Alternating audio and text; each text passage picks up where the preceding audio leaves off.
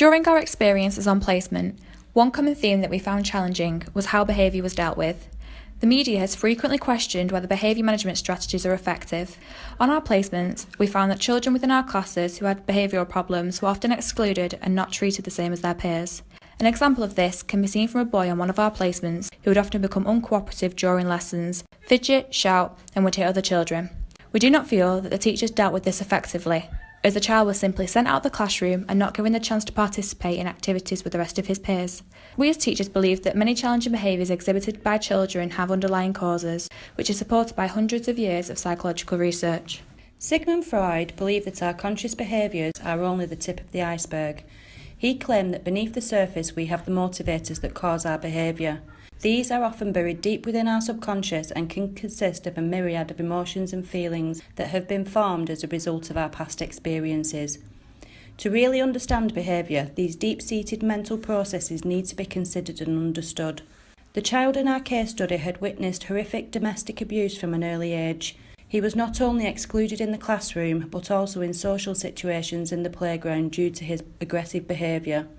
His behaviour could be explained using Bandura's social learning theory, where children learn negative behaviours through observation and imitation. Another contributing factor that may have been harvested under the surface of the iceberg is mental health issues. Unlike adults, children are often powerless to change their situation, which can produce anxiety.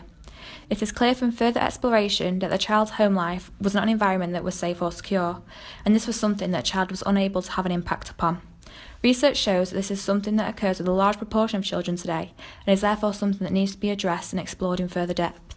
Teachers are pressured by the government to support and respond to every child's individual needs, which are often pastoral, in addition to meeting standardised testing expectations.